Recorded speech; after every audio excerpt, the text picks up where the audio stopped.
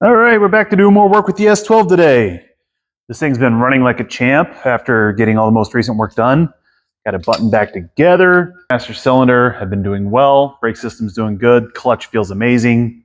I mean, as much as it can on these cars with the damper still in it. I know how to bypass it, but I'm still trying to keep this thing pretty stock. But today, we're going to be doing a little bit of suspension work. So notice while driving it around, we got a pretty nasty squeak coming from this side. But we have some problems with some of our ball joints down here on the side. Yeah, and you can hear that everywhere. It's not cool exiting a Cars and Coffee or car meet or whatever, and that's what your car sounds like as you're turning. So we're gonna try to take all this stuff off. We have new inner and outer tie rods. We've got lower control arms with ball joints. I've even got new bushings and tie rod end links. So we'll start taking things apart. I have my spring compressor. We have new shock cartridges to go in here. Let's see how far we can get today.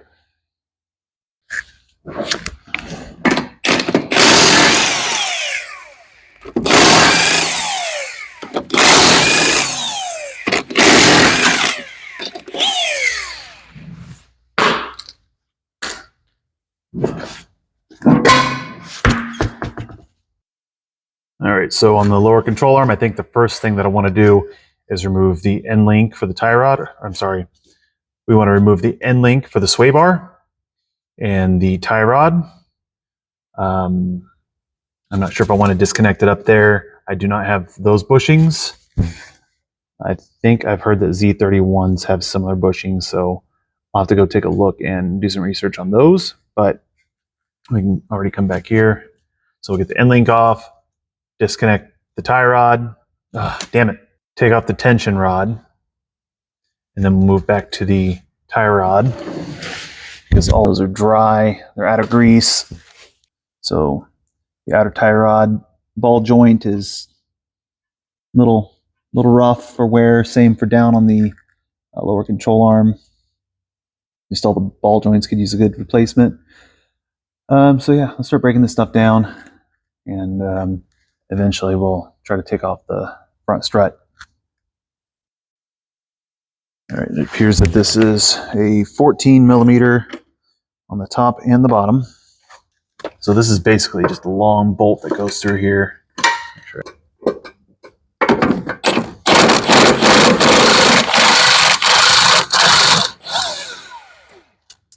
All right, nut is off. Start taking these things off bit by bit. Got a top cap. If you don't know what you're doing, keep these things in order.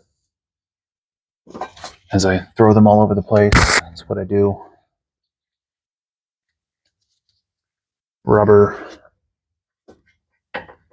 And I'll probably have to go to the other side and undo its bolt as well so that the sway bar itself can rotate up because it's being held down by the other end link. So I'll go do that and then we'll continue taking this off.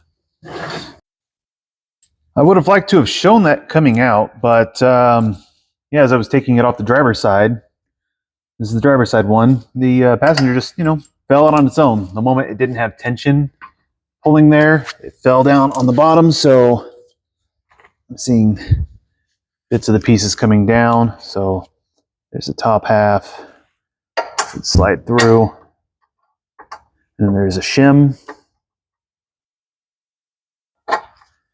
And there is more rubber and a cap going right there. But, it all comes out. So I'll hold on to that. Pull that link out. And pull out the rest. And then I have all new bushings and hardware for these. Or I guess all new end links. All right, on the underside of the control arm, I don't know if it's supposed to be 14 or two 14s and two 17s or what, but right now I have a 14 nut and a 17, so we're going to get these nuts off, and that should allow the front tension rod to come undone. So I'll take care of that.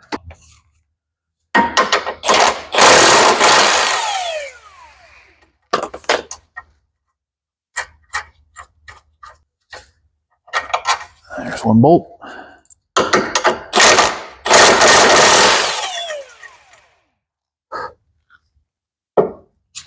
And for free. Not a lot of tension on that. All right, with the tension rod now loose or removed, we'll move over to the tie rod. And then once we get that cleared out, we'll move to the knuckle itself to try to get it removed from the lower control arm. So let's move over to the tie rod. We have our split pin or cotter pin, whatever you want to call it here. Straighten that out. I hate these things. There we go. All right. Yeah.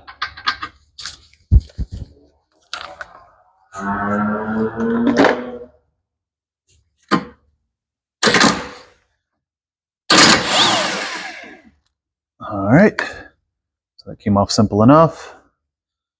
All right. Let's see if we're going to actually have problems getting this out or not. I have a pickle fork. We can try to wedge it in there.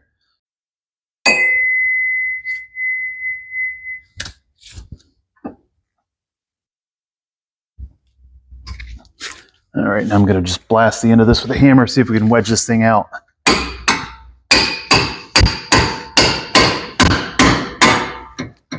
There we go. Now, I'm probably destroying the boot by doing that, but I know I am replacing the inner and outer tie rod, so that's off. Before I get ahead of myself and try to put things together again, I'm still trying to take this strut tower off, or this shock and strut off. So I think the next thing I need to do is get the knuckle to detach from the strut itself. Hell, even before that, let's go ahead and get this caliper off, and we'll get it tied up somewhere here on the chassis because this is all coming out. So caliper off, and then we'll move to the bolts holding the knuckle onto the strut.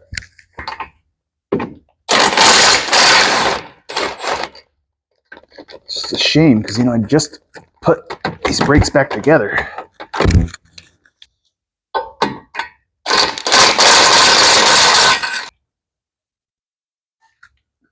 Looks like that holds the speedo cable. Let's try not to break that.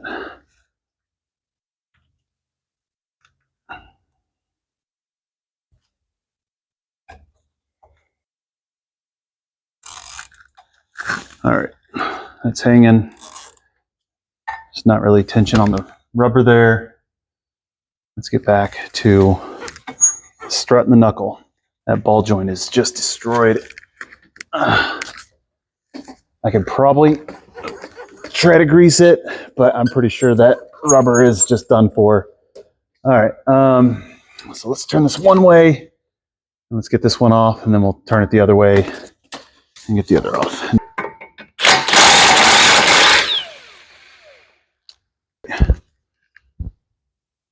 It has a lock washer with it.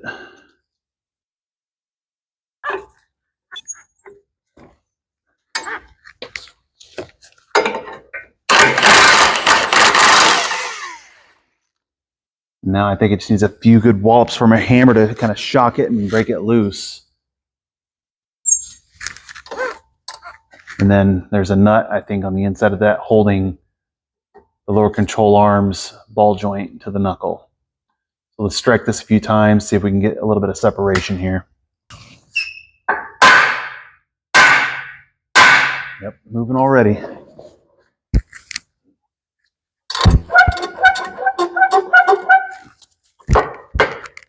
We're free. Hell yeah. So these are 22s.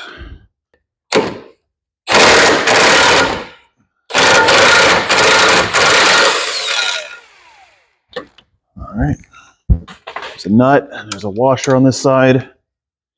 Support your control arm and pull out the bolt with its washer. And we're out. And here we have lower control arm with the knuckle.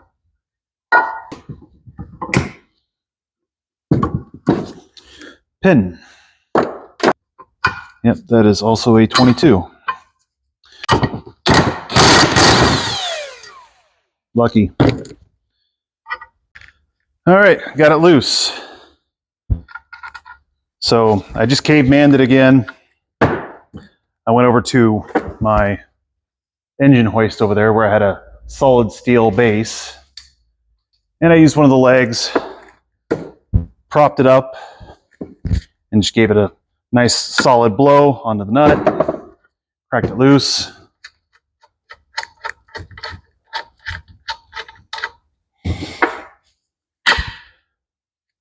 There's our knuckle. And now for the strut tower.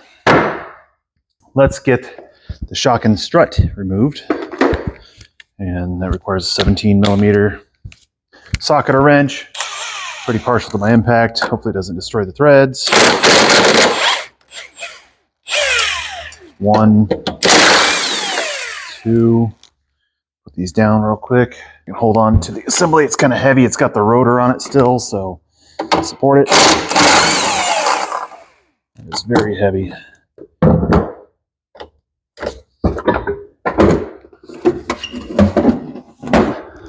And we're out. Now for the spring compressor, and let's get this all taken apart. I have my AutoZone rental here today. Try to do this as safe as possible. Let's get these items out. Set that aside.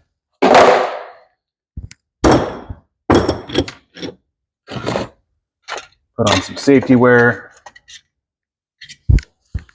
And I'm even going to go put on some more sturdy gloves, I think. Let's try to find a good spot. I'd like to get on top there so we're on the same coil, but I'm not sure if I can wedge that in there enough. Yeah, that'll work.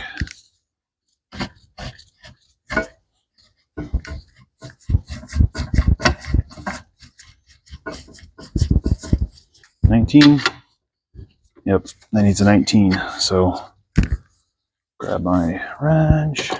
Sweet, just happen to have them right here. Since I'm not using impact on this, I don't want to destroy the tool. Just take your time. Do this evenly. Let's rotate this so I can just rotate the wrench instead of ratchet it down.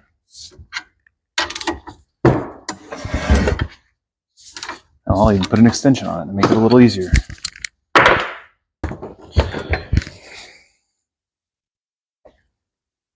I'm kind of curious what the stock spring rates on these are, because they're pretty soft. I know this was an Econo box made for comfort, a date car. But we're just going to go until the spring loosens off these perches.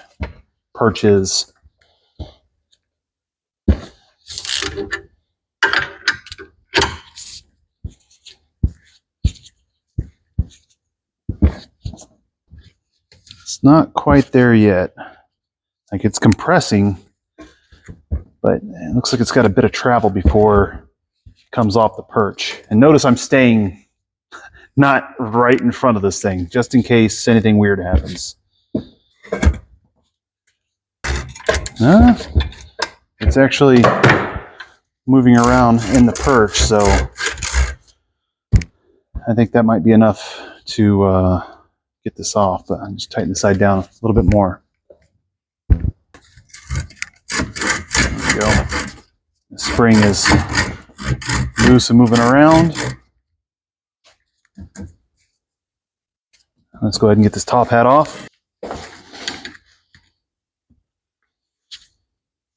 I'm guessing that's probably like a 17.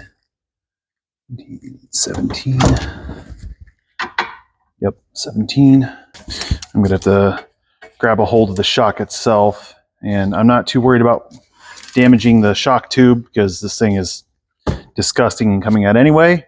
So let me grab some vice grips or something to really get a good hold on that.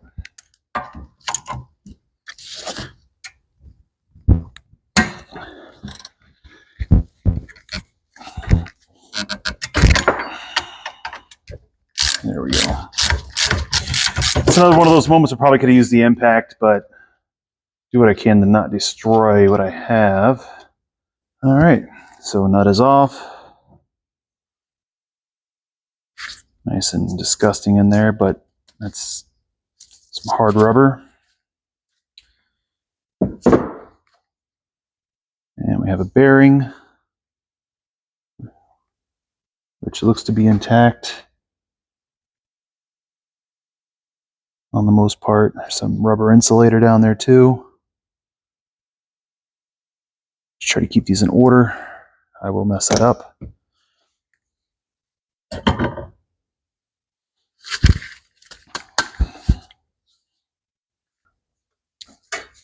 All right. Gently. Let's get the vice grips off. Careful. And there's our spring. And now I think the really tough part is going to come getting this gland nut off, but I bought a new tool for that. Let's see what happens. All right, there's a gland nut here, which keeps, oh, there's like nothing to that. All right. Yeah, so there's the nut to pull out the shot cartridge, and we're going to use this to try to rip this thing off. Try to line it up. Get it sized up. Because I don't have a wrench that's this big, so I just went and spent like 16 bucks at Harbor Freight.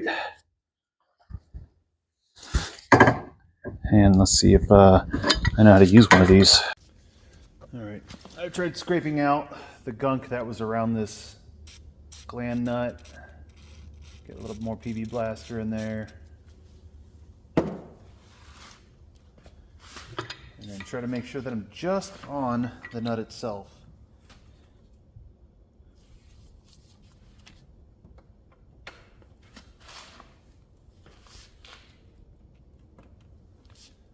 There it goes. Whew. Yeah, I'm glad I got the big wrench. That allowed me to get some torque on it. All right, let's keep this thing going. Building that progress. No problem. But yeah, never thought I'd need a plumber wrench. Yeah, I'm doing suspension work. Yeah, I'm getting a pipe wrench. Oh yeah. All right, let's ew. All right. Oh, it reeks so bad. Oh God. Why? Ew.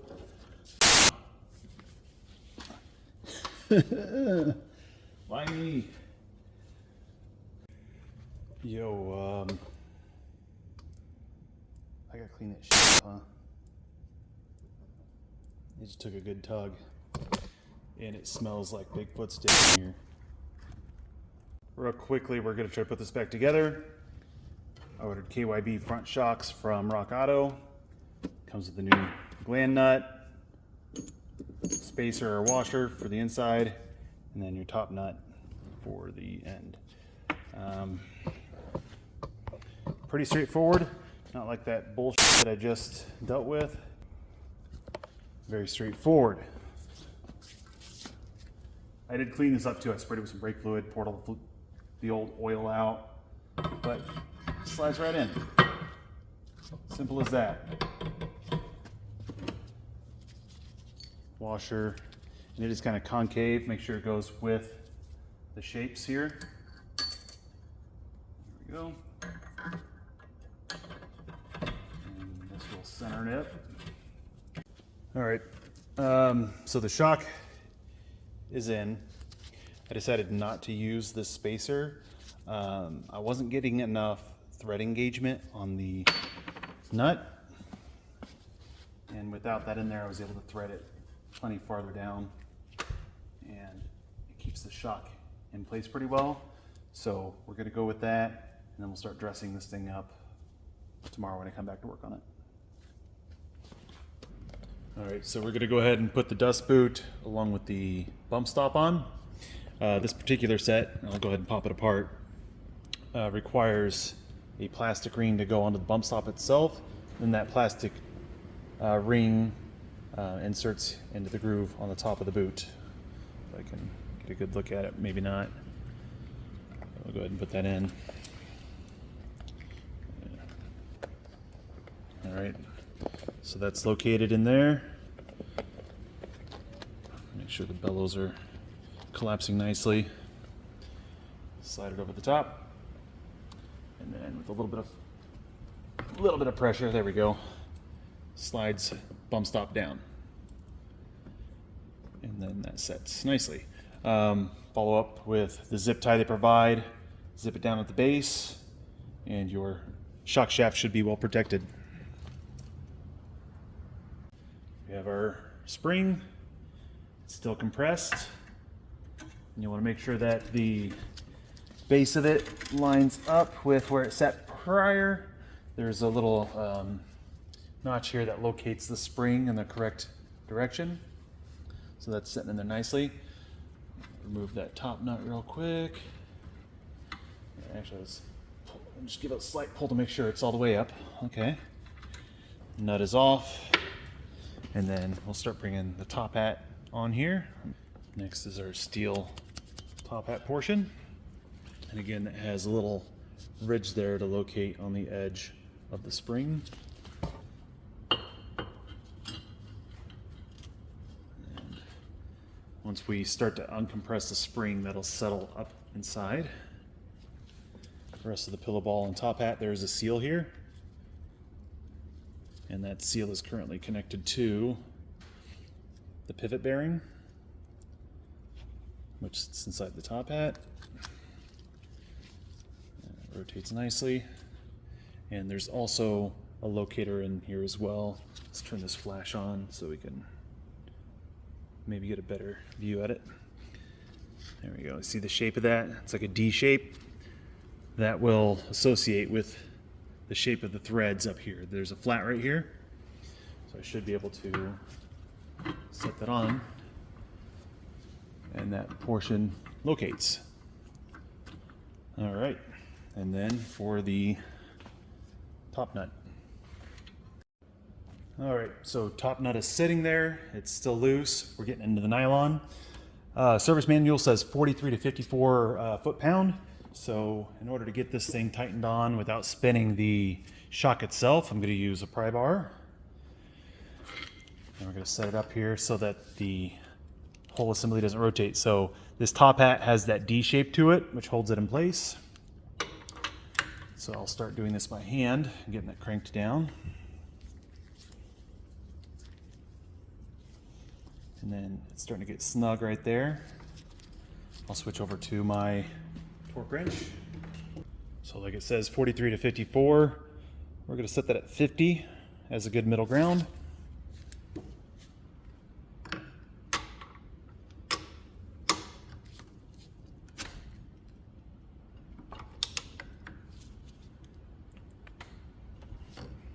And I'm getting to the point where I'm starting to pull it inside the vise. Let's tighten it down just a little bit more. I'm trying not to scratch it up. I might have to touch it up with a little bit of paint. But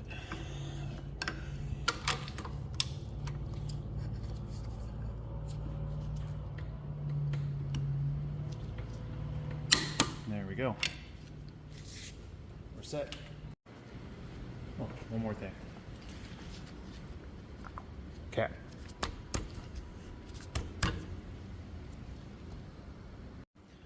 And the last little bit here is we're going to try to wind off the spring compressor, just making sure that the spring is still located correctly on the notches on the top and bottom plate. You know, I thought these things had isolators on them. Maybe they did at one point, maybe I'm losing mine.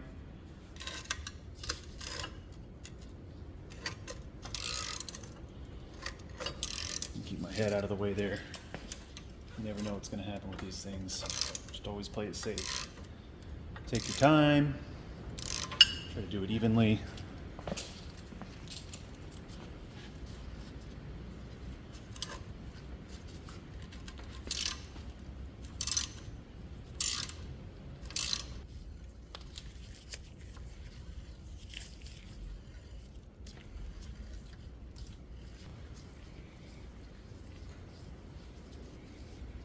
Done. Yeah, that's good and loose. Make sure the other side's set. We'll pull off the compressor, and we'll have an assembled front strut assembly. There we go.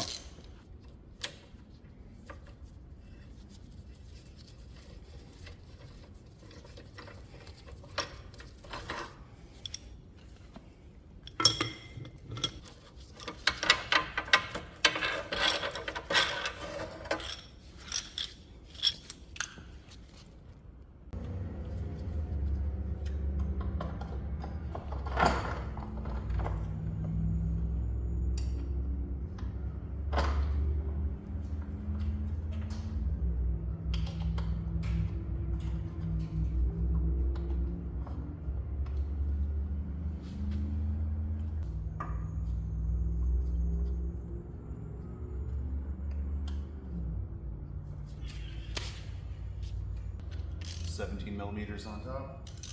Tighten these down by hand, and then we'll torque them.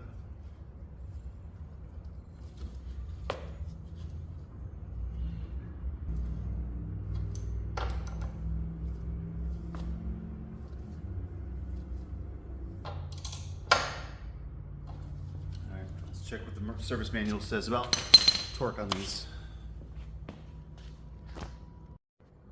Service manual says 23 to 31, so we're going to set it at 30.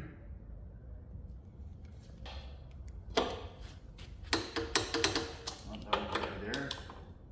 Add a little pull.